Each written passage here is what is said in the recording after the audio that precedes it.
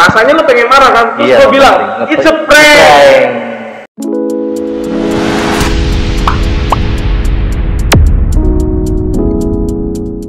Oke, selamat pagi sahabat iTech dimanapun kalian berada. Bertemu lagi dengan saya Niko Setiawan, salah seorang staf marketing.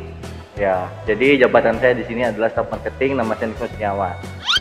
Sesuai dengan janji saya kemarin ya, kawan-kawan semua atau sahabat iTech semua, saya di live kali ini saya akan mendatangkan seorang narasumber. Tentunya narasumber yang bukan ecek-ecek atau bukan kaleng-kaleng, waduh si Ile. Bahasanya bukan kaleng-kaleng. Jadi sebelum kita ngundang beliau, ada baiknya saya akan menjelaskan dan memperkenalkan terlebih dahulu tentang iTech itu apa. Oke, langsung saja saya mulai.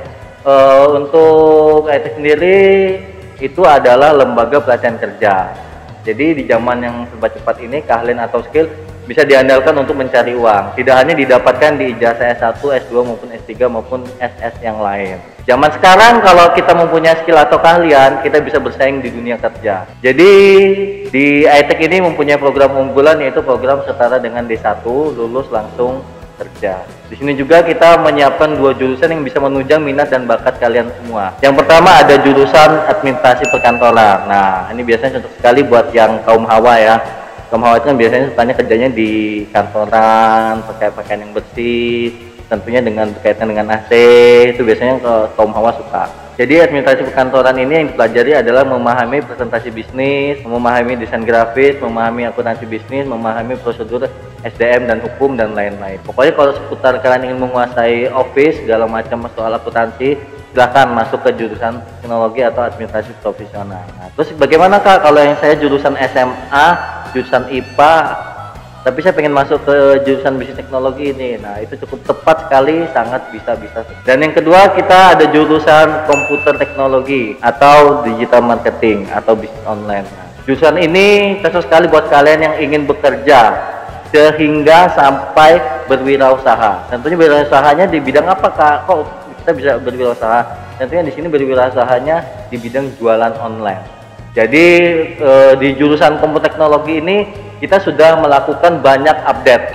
Nah, jadi banyak merupakan perubahan-perubahan sedikit demi sedikit sehingga mencapai level tertingginya, yaitu komputer teknologi atau digital marketing atau bisnis online. Nah, jadi yang dipelajarin adalah di sini mampu menjadi seorang selebgram. Wah, coba kalian bayangkan kalau kalian bisa menjadi seorang selebgram, cukup di rumah saja, cukup mempunyai endorse yang banyak, cukup kalian sudah mempunyai duit yang banyak. Terus yang kedua, nah terus contohnya apa sih Kak kayak jadi sebuah selebgram itu? Nah, selebgram itu kayak sepertinya seseorang yang punya akun Instagram dengan followers hingga kurang lebih 20.000 orang. Nah, itu sudah bisa dikatakan sebagai selebgram.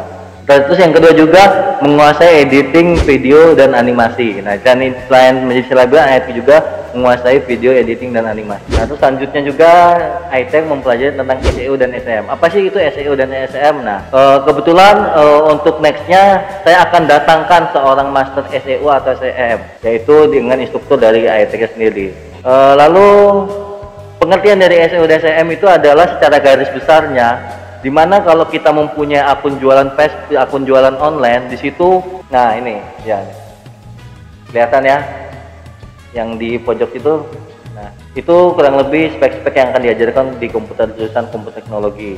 Yang paling terakhir tadi itu YouTube monetize. Bagaimana sih cara kita mencari penghasilan lewat YouTube? Tentunya ada banyak sekali mencari penghasilan lewat YouTube. Di antaranya yang paling lagi viral saat ini adalah menjadi seorang YouTuber. Bagaimana sih menjadi seorang YouTuber itu? Tentunya dengan cara yang tidak gampang ya, tidak semudah membalikkan telapak tangan. Ada trik dan tips-tips tertentu jika kalian ingin menjadi seorang YouTuber. Kalau kalian cuma sekedar ya buat vlog-vlog, buat video tanpa adanya trik dan tipsnya, saya yakin kalian akan menjadi seorang YouTuber yang bisa dibilang mati segan itu pun tak mau. Jadi ngerti ya? Jadi langsung saja, kalau kalian berminat untuk daftar di iTech Academy Metro Lampung, kalian bisa chat di nomor saya di 0822 828 3789 atau di 0821 7706 6400. Saat ini kita sudah membuka pendaftaran untuk setara dengan D1 ini. Sebetulnya bukanya dari Januari bulan 1 kemarin ya, 2021. Kita tutup di akhir Juni 2021. Mulai belajar di awal Juli 2021. Oke, itu menurut saya itu saja yang akan saya jelaskan, nggak perlu panjang dan lebar. Langsung saja sesuai dengan janji saya kemarin, saya akan mendatangkan seorang narasumber. Tentunya narasumber ini tidak asing lagi di Kota Metro Lampung ini. Dia mempunyai channel YouTube yang kurang lebih sudah mempunyai kurang lebih 19.000 subscribe. Langsung saja kita panggilkan, ini dia Bapak Master Amos Nainggolan. Kita beri tepuk tangan sekali.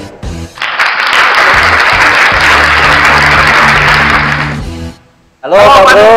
Halo Pak Niko, sehat Pak? Sehat ya, sebetulnya sih kalau raga sehat Pak ya, cuman keuangannya nggak sehat.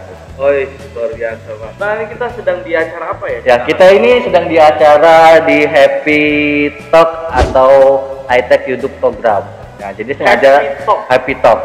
Happy Talk, berarti kita harus bahagia Ya harus bahagia dong. Zaman sekarang udah pandemi, kalau kita nggak bahagia tambah saro Pak. Ya, walaupun menyakitkan. Iya betul sekali. Gimana?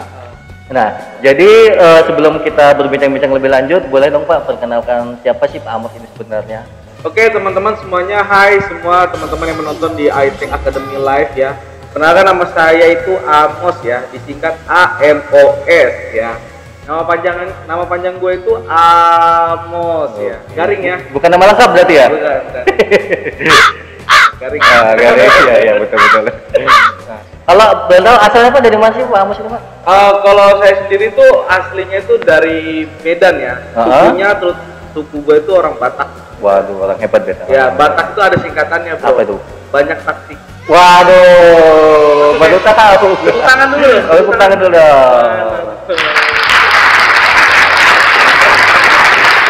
Nah, terus dari Medan langsung ke Metro sini Pak Amos? Jadi awal mulanya tuh memang gua asli suku Batak. Jadi orang tua gua merantau ke Jakarta. Akhirnya gua jadi orang Jakarta gitu, brother. Nah, seiring berkembangnya waktu, gua di Jakarta itu banyak hal yang gua lakukan gitu. Sebelum gua menjadi seorang YouTuber ini. Oke, ya. Antaranya Pak, Apanya? Antara lainnya? Antara lain dalam apa dulu nih? Ya sebelum jadi seorang YouTuber Pak. Kalau gue tuh biasa jadi konsultan dulunya. Konsultan apa tuh, boleh tahu Pak? Dulu saya itu konsultan Search Engine Optimization. Oh, SEO. Lebih tepatnya di tahun 2010 itu kan banyak banget bisnis online lagi naik tuh ya. Jadi teman-teman di 2010 itu banyak banget bisnis online lagi naik. Itu banyak dari bisnis MLM juga naik. Iya, betul. Bisnis MLM. Gue juga sempat juga menjadi konsultan untuk para pelaku MLM. Jadi bagaimana meng-hiring orang, terus bagaimana membentuk kelompok, itu gua ajarin gitu. Iya. Sampai ada buat kata-kata bayangkan, pikirkan, bayangkan itu. Itu kata-kata yang bisa menggoda pikiran manusia gitu. Oke. Ya, jadi cukup lama Pak Amos terjun di dunia itu? Gua udah lama banget. Lama banget. Jadi kayak di tahun 2007-2008 itu kan Google itu masih belum terlalu diminati banyak orang untuk digunakan gitu. Maksudnya dalam arti masih agak jarang, kayak Friendster dulu deh. Oke. Ya kan, ketika Friendster itu kan tahun-tahun 2006-2007 ya, kalau nggak salah tuh Friendster yang paling pertama kali sosial media yang digunakan gitu. Oke.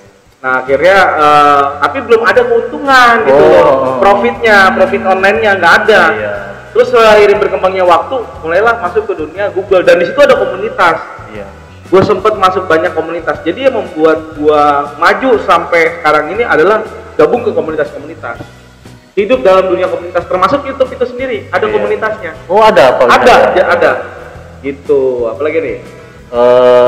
Sebetulnya ini sih simple aja sih Pak Amos ya. Apa sih yang membuat Pak Amos itu ingin terjun di dunia YouTube?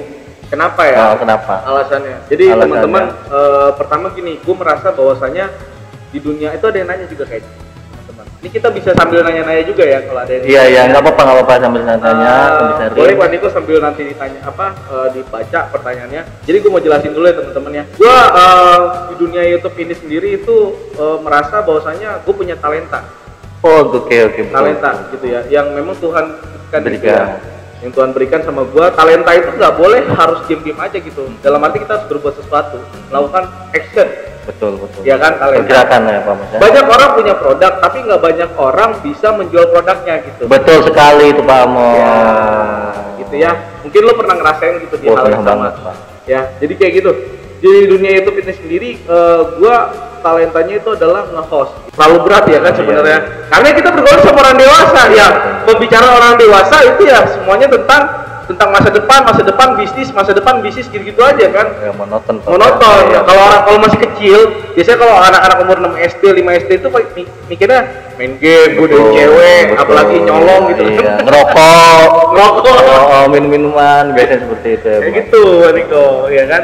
Nah, sampai suatu ketika gue tuh pernah berpikir, bisa nggak sih gue jadi seorang YouTuber?